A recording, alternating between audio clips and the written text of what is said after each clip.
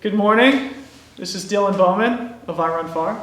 I'm Megan Hicks of I Run Far. We're here with our great friend and the GM of the San Francisco Running Company, Jorge Maravilla. Good morning, Jorge.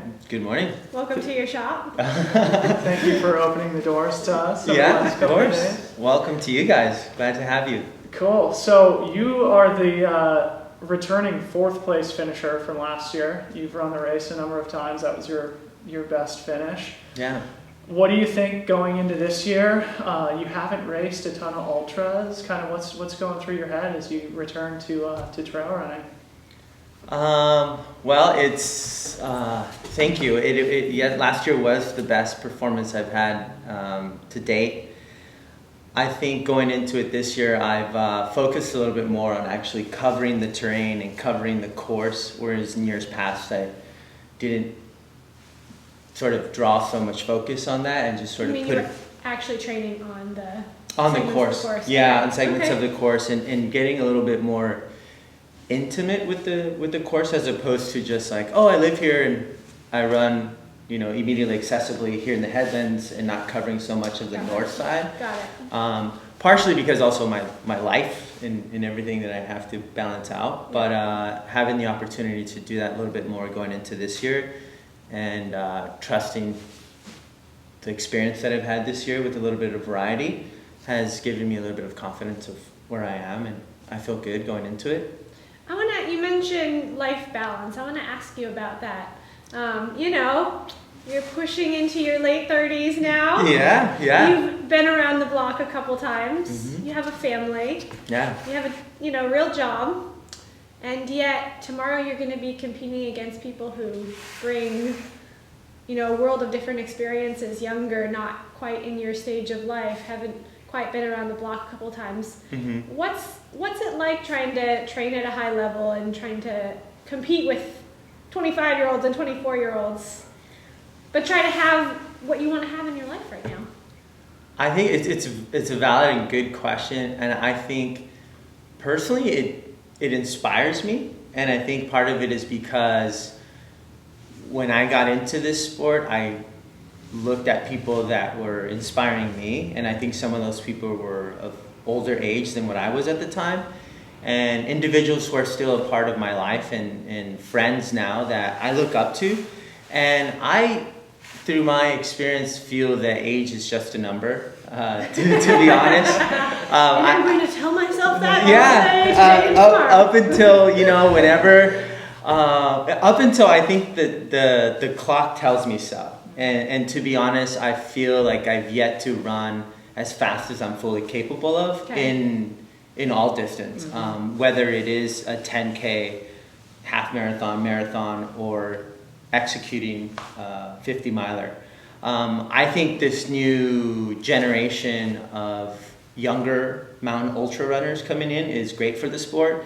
I look at them not as the 24, 25-year-old, but just like, great, that's another competitor and another member, hopefully long-term contributor to the sport and to the community. Yeah. But I respect them, I respect where they come from, and I admire where they come from, and I think the 50-mile distance can be the equilibrium of that speed and the experience that perhaps myself and others have. Yeah, you should become a I Run Far interviewer. Well, I run far in Espanol. Yeah. Hey, I'm open to that.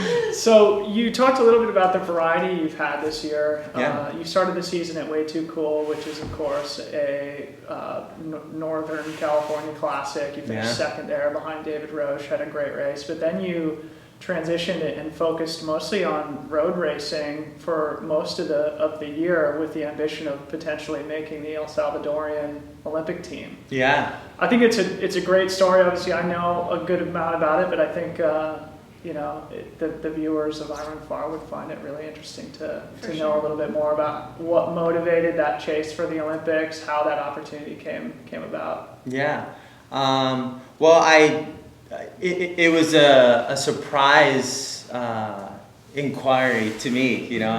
Honestly, I was contacted by the Olympic Committee from El Salvador, and for those who don't know, I was born in El Salvador And I came to this country when I was 2 years old, and I have dual citizenship for both El Salvador and the U.S., thankfully. And Is that because you want to go back?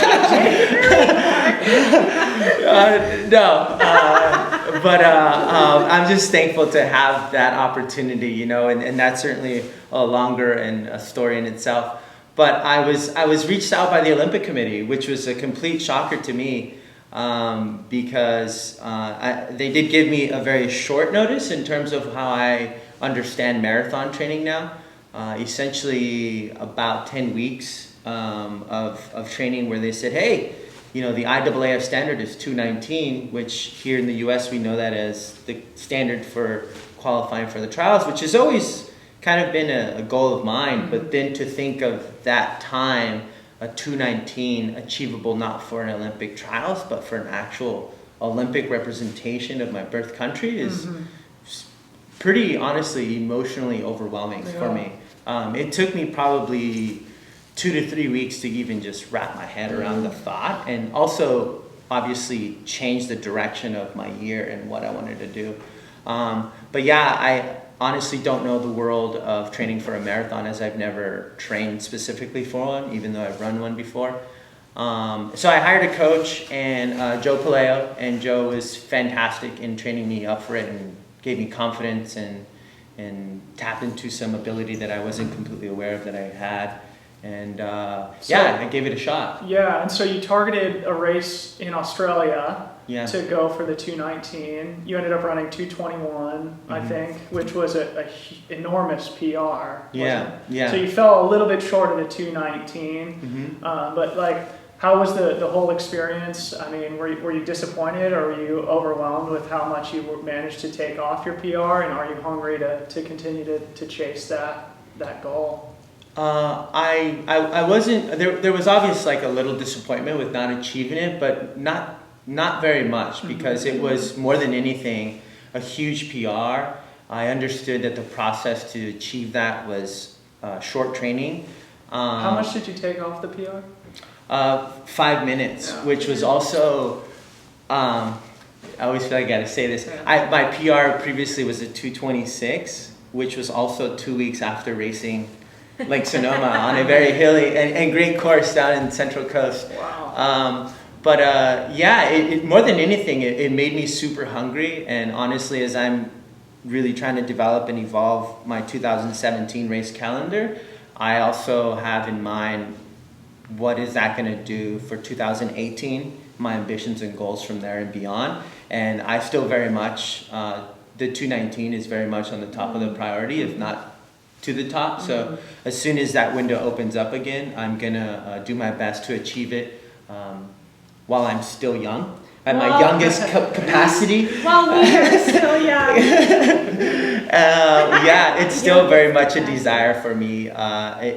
It goes without saying, just to even attempt it again and to even think about the possibility of Tokyo 2020 is very intriguing, and it's just the world of effort, you know. But I'm gonna try again, absolutely. Yeah. I'll come with you. Yes. Let me in your bag. I'm very tall. I need a big bag. Yes. Well, and then thereafter we'll just go do Ultra Trail Mount Fuji. Yeah. Naturally. Great idea. I want to ask you a few questions about tomorrow. Yeah. You're back at TNF 50. You were a many-time finisher, many times in the top 10 now. But last year was your best finish. And from the outside looking in, I mean, your run looked textbook from start to finish. Where are you at mentally coming back this year from that? Are you thinking, I can run in a more perfect day still? Or if I can do the same as last year, I'm happy. Like, how do you think you improve upon a really great day? Yeah. Thank you. I feel like I definitely can improve, and I think it's because I've worked harder in my training. I've built a little more mental confidence, and I think I'm very fortunate in the position that I'm in terms of being able to train in such an amazing training backyard that happens to be our race course, but also to be surrounded by an incredible community of people that inspire me, that come in through these doors, as well as, you know, fellow world-class competitors in our area like Dylan and you know, and Alex Varner and just a remarkable number of other members of the community that are just incredible athletes that I think we all inspire each other. And to be honest, like, it wasn't too long ago where I was out on a Saturday morning group run and, like, you know, I asked Dylan, like, what do you think I could do better? You know, and listening to him is just like words of wisdom from someone who I admire and look up to, who was also a fellow competitor, but I respect greatly. And to hear him confirm to me what I know I need to work on is like, hey, like, you should really work on your climbing. You should really do this. And I think a large part of last year, we ran a good portion together, even though we weren't necessarily immediately next to each other. Okay. And so I think he got a good gauge of what my first 26 miles of the race effort was. And going back and looking at that and seeing where did I do well and where did I did not. And just even talking again to like Alex Varner and being like, you know what, it's a matter of there's a lot of great athletes, but it's going to be a matter of taking those calculated risks and fully owning them without any hesitation. Okay, so you're gonna take some risks tomorrow.